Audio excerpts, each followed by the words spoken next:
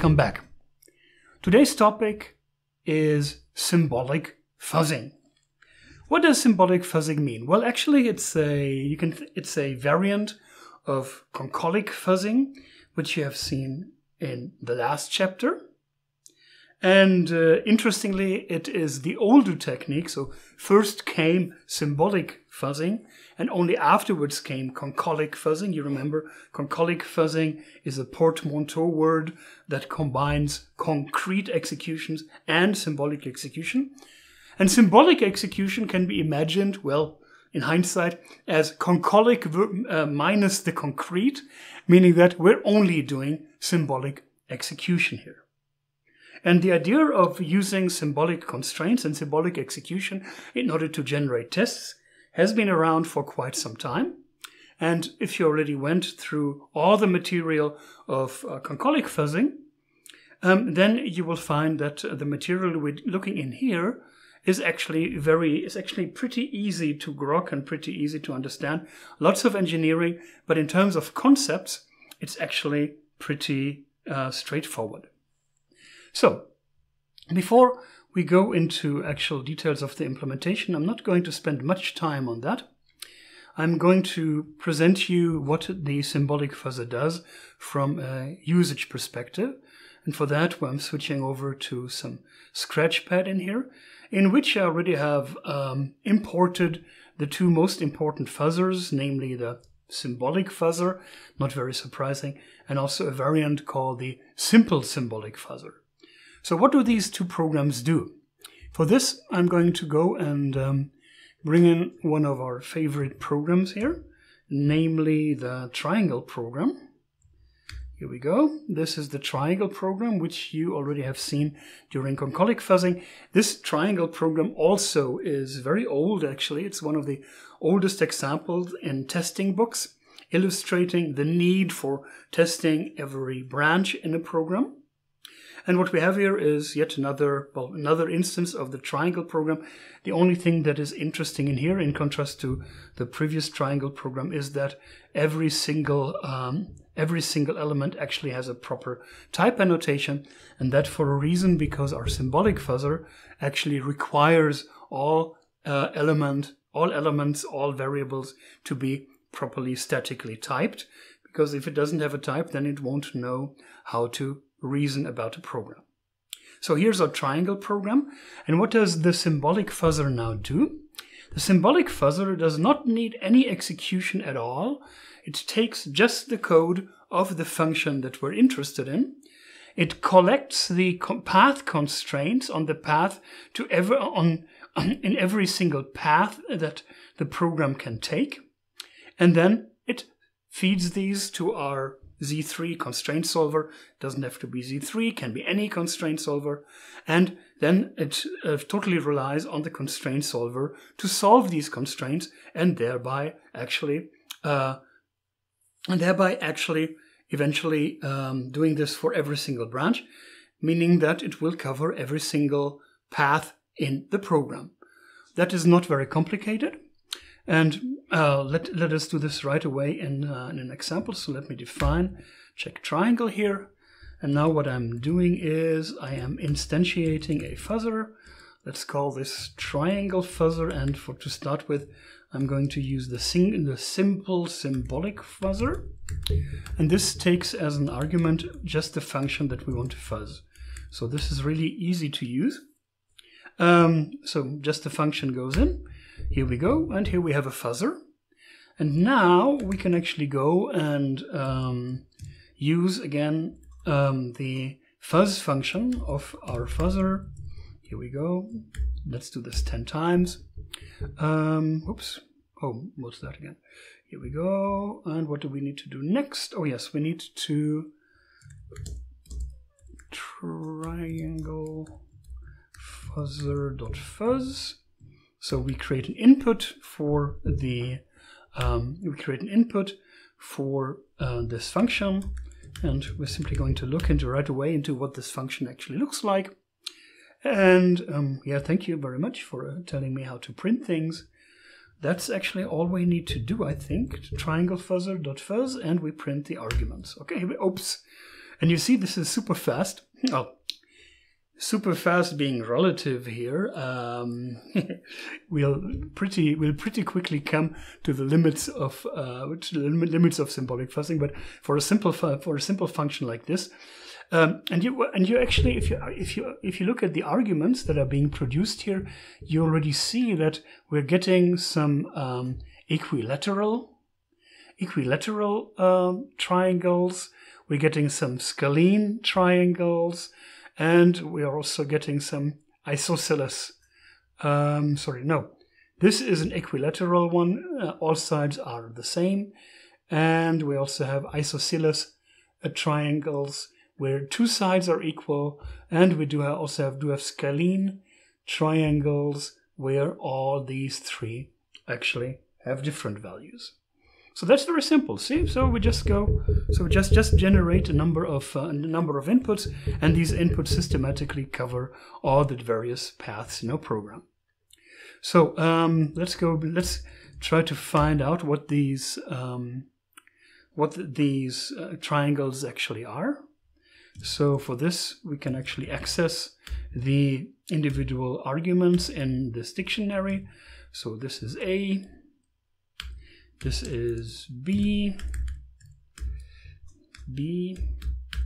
and this is C. And now we could actually go and feed all of this into the triangle function. That would be nice.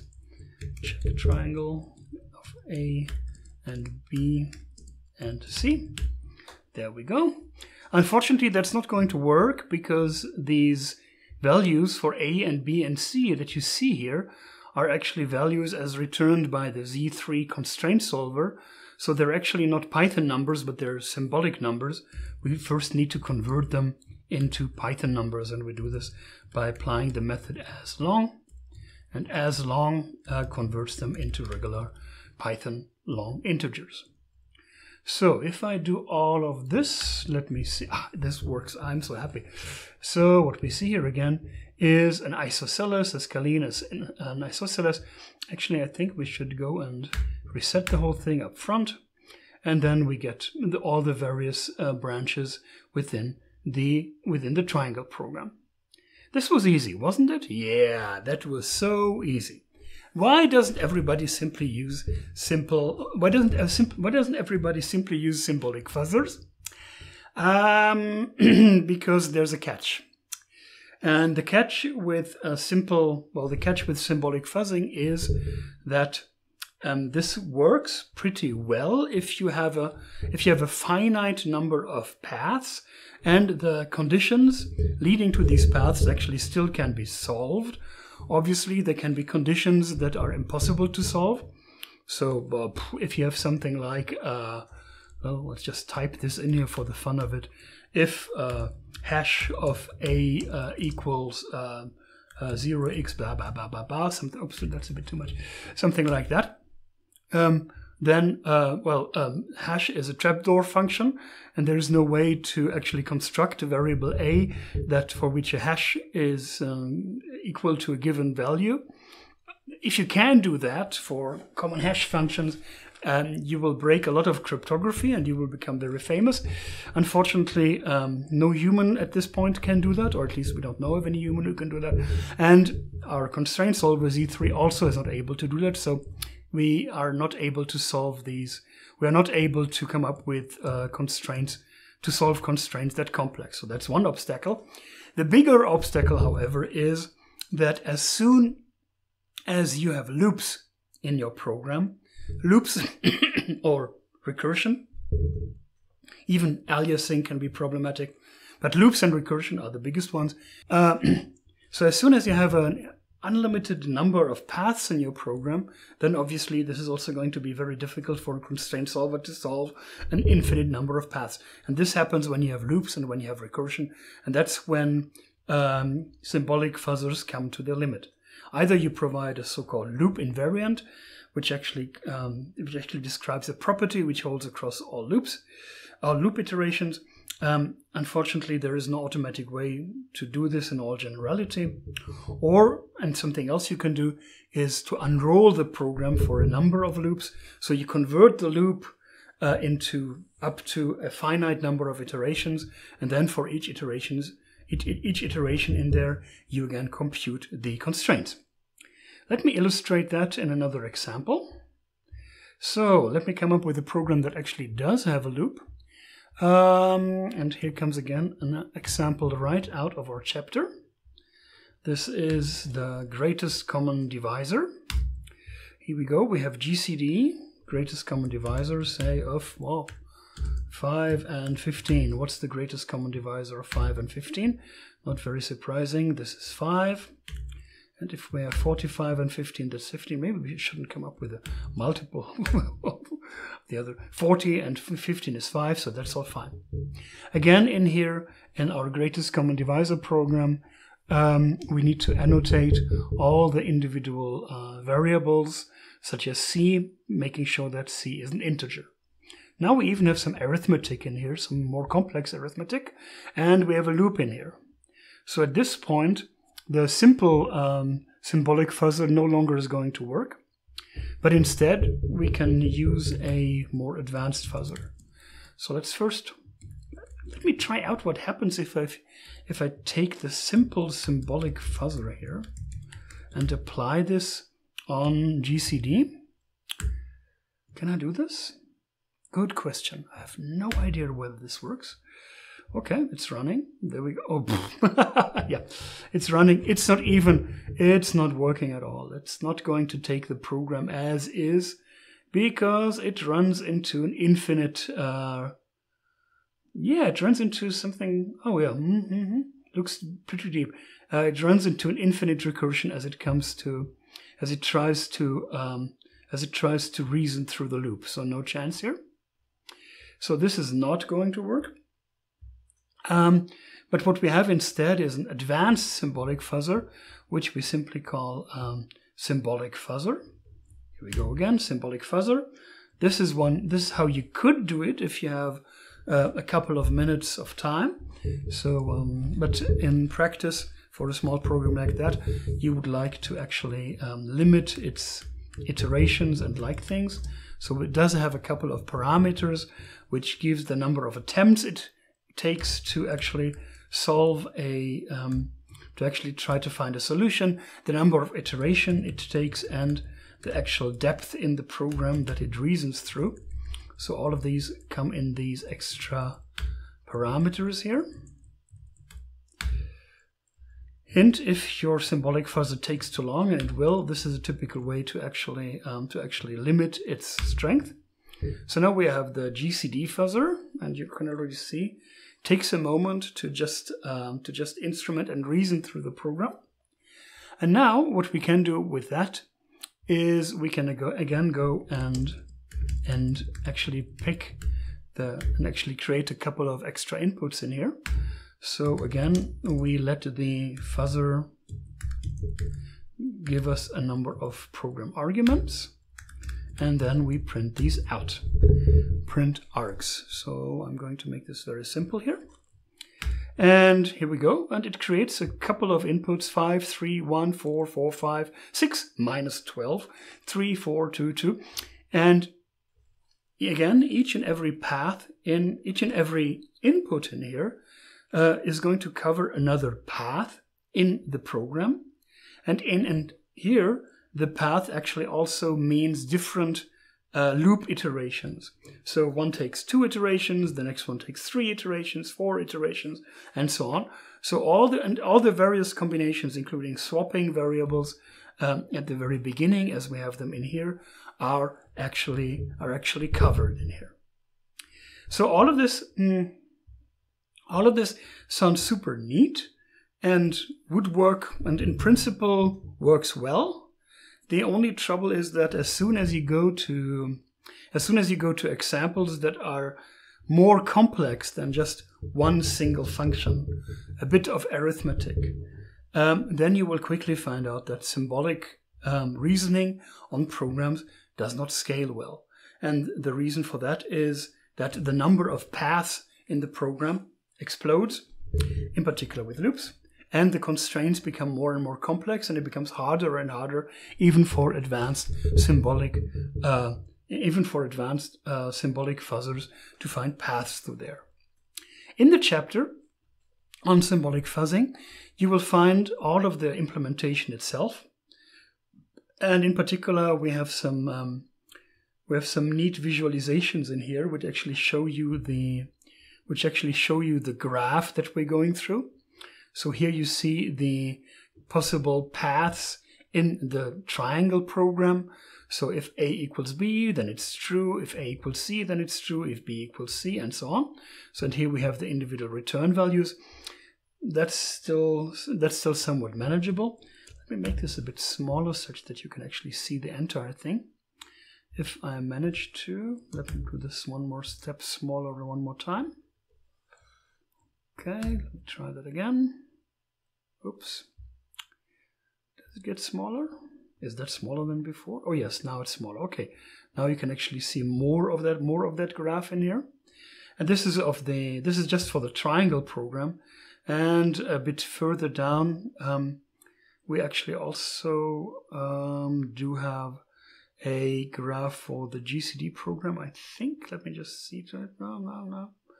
No, I think that's too complex. Here you see some of the constraints that we're solving in between. It gets more and more complex. And here we go.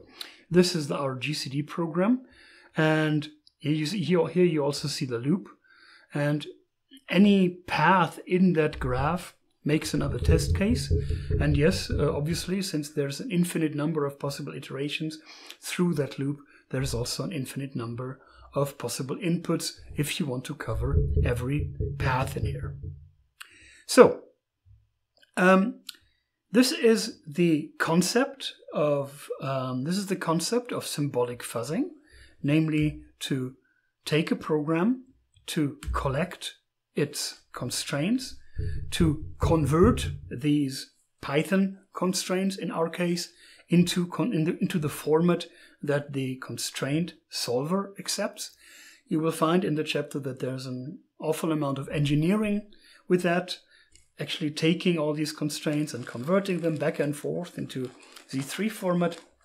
How is this being used in practice, though? So it is being used in practice whenever well, for one thing, if CPU time is not a concern because you have infinite amounts at your dispositions, then you can actually afford to do symbolic reasoning in the large. This is also true for program verification, by the way. Very obviously, if you also have a path that leads to an error, and symbolic reasoning can find out that there is an input that leads to that error, well, then you can be very lucky because you actually just found a bug in your program. And that's something that symbolic fuzzing it can be really strong at, namely finding corner cases which you would never be able to find through random fuzzing. The second thing what you also can do with symbolic fuzzing is to use it for what we call the last mile, the last final step in your program. And the idea here is that you start with random fuzzing in the beginning. So just throw random numbers at the program, use a dumb but widespread and fast testing method. Then take those paths that are not taken yet, use them as targets first in concolic testing, such that you can maybe reach them by manipulating parts of the concrete execution. And then from there on, if there's still something left that you cannot reach, then that's where you apply symbolic fuzzing techniques to cover the very last moment in your execution, when things are small and when things can be reasoned upon. And of course, another way to use symbolic fuzzing is to use this in conjunction with automated theorem proving techniques. That is, while you're doing a program proof, possibly even automated, then you can also instruct your automated theorem prover to actually generate a couple of witness inputs for you for particular corner cases. And then you can actually check whether the potential values as determined symbolically also cause a problem when executed in the concrete. Why should there be a difference? Well, because if you do symbolic reasoning, there may be corner cases in which the program behaves slightly differently in the concrete than in the abstract, and you also want to validate these as well. In general, practitioners are going to believe you that you found a test case only if you can give them a true test case that actually causes and demonstrates the error. Simply coming up with something in the abstract may not be as convincing as real values and a real crash. And given that in the chapter on concolic fuzzing we had plenty of material, this time we're having only a much smaller amount of material, and conceptually, if you already have gone through a constraint solving with concolic fuzzing, symbolic fuzzing can actually be seen as a simpler variant.